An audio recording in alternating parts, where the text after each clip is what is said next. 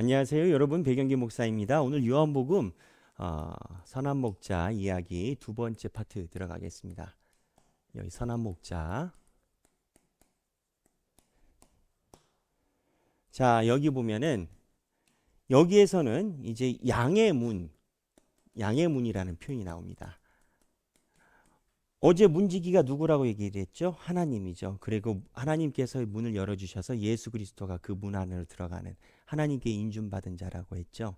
여기서는 이제 이 메시지가 중첩적인 메시지를 가지고 있습니다. 이제 이 양의 문이 누구냐면 예수이기도 하고, 나중에 보면 이 양의 문으로 끌고 가는 리더들에 대해서 제자 또는 리더라는 표현으로 중의적으로 사용을 합니다. 중의적이라는 게 이제 두 개의 메시지를 가지고 있죠. 그래서 이제 7절에 관련된 건데 제가 한번 읽어볼게요. 그러면서 예수께서 다시 이르시되 내가 진실로 진실로 너희에게 이르노니 나는 양의 문이라. 예수가 지금 양의 문이라라고 얘기를 해요. 지금 목자인데 문이라라는 표현을 쓰고 있죠. 그래서 8절에 보면 나보다 먼저 온 자는 다 절도의 강도니라고 얘기를 해요. 그래서 이 양의 문이라는 게 굉장한 중요한 의미를 가지고 있습니다.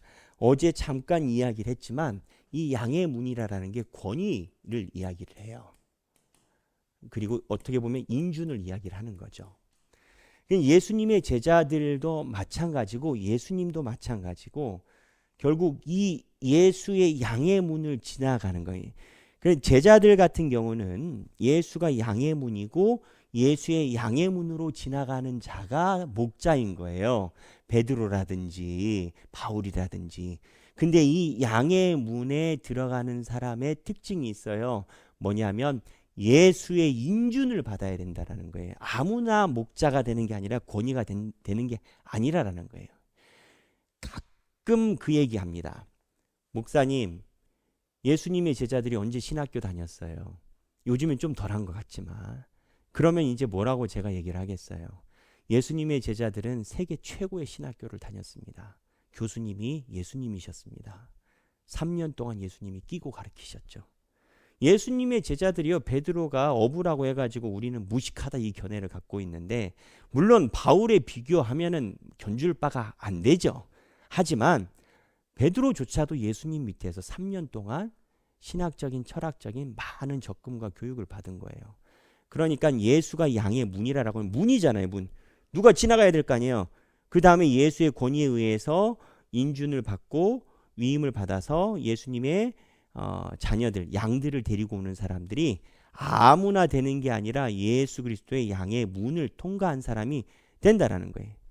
그래서 보면 10절에서 보면 도둑이 오는 것은 도둑질하고 10절입니다. 죽이고 멸망시키려는 것뿐이요 내가 온 것은 양으로 생명을 얻게 하고 더 풍성하게 하려 하는 것이라. 나는 선한 목자라. 선한 목자는 양들을 위하여 목숨을 버리거니와. 자, 여기서는 문이었는데 문은 못 움직이잖아요. 그렇죠? 문은 못 움직이잖아요. 인준이었는데 예수님이 다시 문의 입장이 아니라 선한 목자의 개념으로 이제 이야기를 하세요. 근데 이 선한 목자의 개념이 있고 몇 가지 개념이 있습니다. 자, 여기 보면 선한 목자라. 선한 목자는 자기 양들을 위하여 목숨을 버리거니와. 목숨을 버린다라는 거예요. 삭구는 목자가 아니요 양도 제 양이 아니라. 이리가 오는 것을 보고 양을 버리고 달아나니 이리가 양을 물어가고 또 해치느니라. 삭군, 여기서 얘기하는 삭군은 뭘까요? 삭군은 돈의 영향을 받는 사람입니다.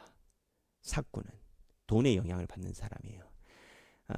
이제 제가 그냥 고백을 하면 설립할 때, 저희 교회를 설립할 때 그 얘기를 하시더라고요. 목사님이 교회가 설립하면은 설립한 거에 대해서 재정적으로 기여를 하시는 분들이 생긴다. 근데 그분들이 말씀하시는 목소리를 목회자가 공평하게 편벽 두지 않고 성경에 있는 레위기 신명기 법전에 의해서 굽어지지 않고 교회를 공정하게 운영함이 중요하다. 교인들이 돈이 많고 기여가 많다고 해서 목회자가 영향을 받고 기여가 없다고 해서 해줘야 될 말을 늦게 하든지 없던 것으로 하고, 이렇게 교인들의 성도의 기여도에 따라서 목회자가 편벽 두지 않는 것이 굉장히 어려운 일이다 라고 얘기를 하시더라고요. 물론 우리 하길교회는 그런 일이 없습니다. 이 성도분들이 본인들의 공로나 뭐에 대해서 주장하는 일이 없지만, 이걸 다른 입장으로 생각하면 누구의 기여도나 재정적인 헌신에 의해서 목회자의 생각이 주춤주춤한다라는 것은 결국 재정, 돈의 영향을 받는다는 소리예요. 그게 삭군인 거예요. 삭군은 목자가 아니요, 그 간단한 거예요. 날마다 버는 싹인 거예요. 날마다 버는 그 삭의 샘물에 영향을 받는 게 삭군인 거예요. 삭군은 목자가 아니요, 양도 아니요. 그래서 지금 이 삭군에 대한 이야기는 뭘 이야기를 하겠습니까? 두 가지 중의적인 의미예요. 예수님이 나 안 그런다라는 거예요. 그리고 두 번째, 내 뒤에 베드로나 이어가는 너희들도 선한 목자가 되고 삭군이 되지 말라라는 그런 메시지를 중의적으로 갖고 있는 거예요. 삭군. 그 다음에 여기 보면은 나는 14절에 보면 나는 선한 목자라. 나는 내 양을 알고 양도 나를 아는 것이 라고 이야기를 해요. 이 예수님이 말씀하신 건 뭐냐면 우리 믿음이라는 것을 이야기를 하는 거예요. 지금 예수님이 있고 양이 있잖아요. 양이 음성을 듣는다라고 하잖아요. 근데 양이 예수님의 음성을 듣는 거 확신하고 따라가는 게 뭐겠어요? 예수에 대한 경험입니다. 느낌입니다. 부인할 수 없는 겁니다. 우리는 이게 예수 믿어서 믿음으로 예수의 성령님에 대한 경험과 느낌이 당연하다라고 생각을 하는데, 그 당시에 신존재에 대한 접근은 좀 달랐어요.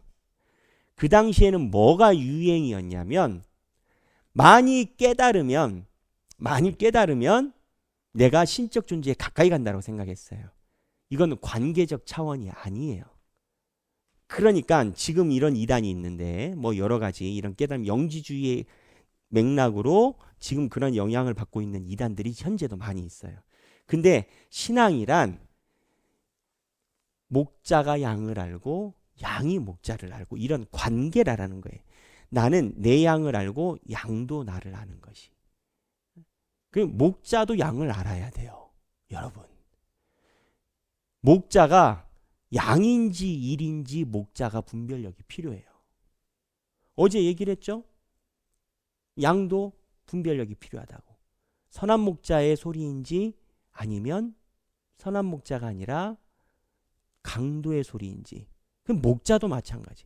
예수님이 이제 안다라는 거고 아시는 건데, 예수님의 뒤를 이어서 보혜사 성령님의 은혜로 그 일을 대행하는 사람은 목자도 내 양인지 일인지 알아야 돼. 결국 양자가 똑같은 분별력을 하나님께 받아야 되는 거예요. 아버지께서 나를 아시고 내가 아버지를 아는 것 같이 나는 양을 위하여 목숨을 버리는, 또 우리에 들지 아니한 다른 양들이 내게 있어 내가 인도하여야 할 터인데 그들도 내 음성을 듣고 내 한 무리가 돼 한 목자에게 있으리라. 여기에서 우리에 들지 않은 다른 양은 누구냐? 이방인들을 이야기를 하시는 겁니다. 나중에 이방인들이 유대인들, 이 우리 안에 있는 지금은 유대인들이니까 들어온다라는 내용이에요. 그래서 이렇게 쭉 이야기를 했어요. 이야기를 쭉 해서 여러분 나중에 성경 읽으시고요. 보니까 20절, 21절에 사람들 반응이 어때요? 예수님이 중요한 원리를 이야기를 했어요. 그런데 귀신 들렸대요. 예수님 보고. 귀신 들렸대. 귀신 들렸대. 우리는 웃음이 나오죠. 귀신 들렸대. 누가? 예수님이 귀신 들렸대. 제일 황당한 얘기예요. 예수님한테 귀신 들렸대.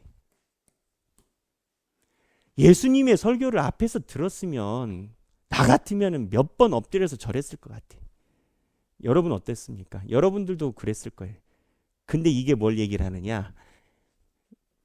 예수님이 얘기를 해도 분별력이 있고 없고가 큰 결과를 가져온다는 거예요. 신앙생활에 분별력이 있느냐 없느냐가 말씀을 들어도 안드로메다로 날아가면 안녕 안녕 이 되는 거예요. 똑같은 말씀을 들어도 예수님의 제자와 귀신 들렸다. 이제 대놓고 예수님한테 귀신 들렸대. 그래서 바울은 이러한 현상을 바울도 경험을 했어요. 여러분 신기하지 않습니까? 똑같은 예수님의 설교를 듣고 누구는 믿고 누구는 안 믿고 똑같은 설교를 듣고 바울이 뭐라고 얘기를 했냐면 고린도후서 2장 15에서 16절이에요. 제가 읽어볼까요? 고린도후서 2장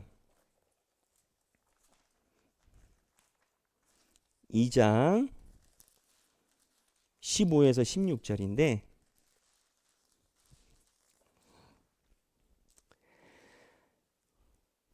우리는 구원받는 자들에게나 망하는 자들에게나 하나님 앞에서의 그리스도의 향기니. 자, 이제 그리스도의 향기라는 정체성은 똑같다는 거예요.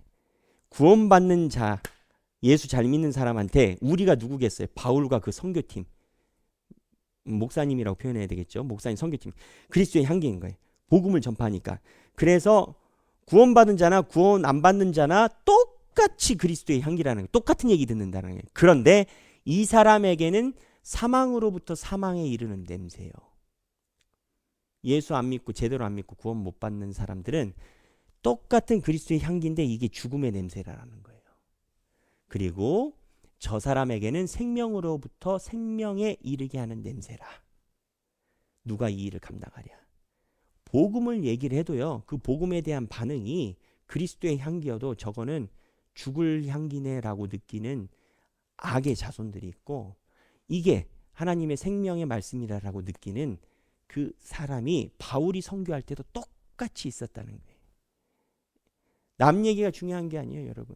우리가 하나님의 말씀을 들었을 때 우리가 그 말씀을 그리스도의 향기로 들을 줄 알아야 돼요.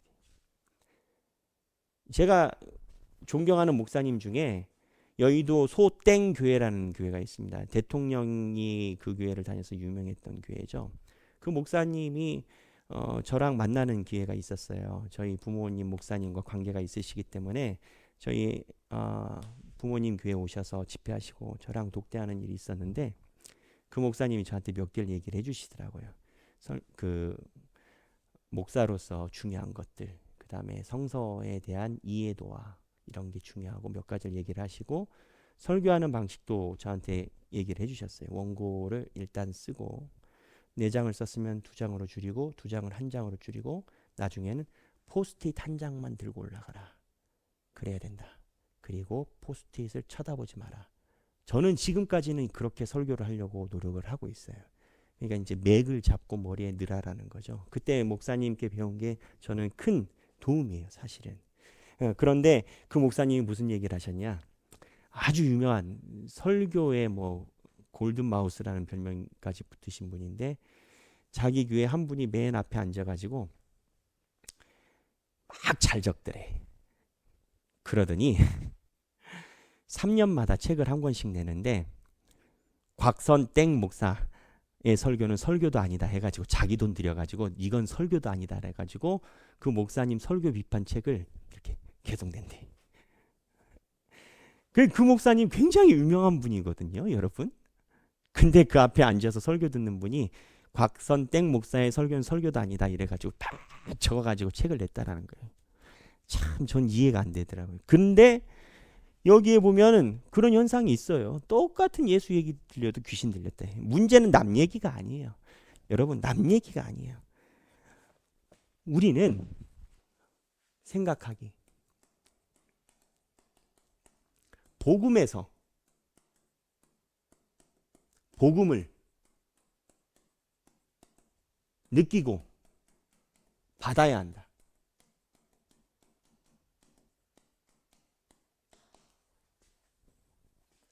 복음에서 복음을 느끼고 받지 못하면 희망이 없는 겁니다. 베드로가 뭐라고 했어요? 오병이어 사건 때 사람들이 다 예수 떠날 때 예수님이 너도 가고자 하느냐? 주여 생명의 말씀이 여기 있으니 내가 어디로 가나이까? 복음에서 복음을 느끼고 받아야 돼. 모든 것은 하나님이 권위를 어디에 주시느냐의 소리에 민감해야 돼. 신앙생활도 마찬가지예요. 복음에서 복음을 느끼고 받아야 돼. 사랑하는 우리 하길교회 성도 여러분들은 복음에서 복음을 느끼고 받아들이기 위해 지금도 말씀 훈련을 받고 있다라고 저는 확신을 합니다. 여러분들 삶에 그리스도의 향기가 여기 있는 그대로라면 생명에서 생명에 이르는 냄새가 되기를 바랍니다. 네, 너무 축복드리고 이번에 46번 골방을 찾으라 기도 같이 하자라는 칼빈의 메일 묵상이 있습니다. 같이 보시고 행복한 성경 읽기 되시길 바랍니다. 감사합니다.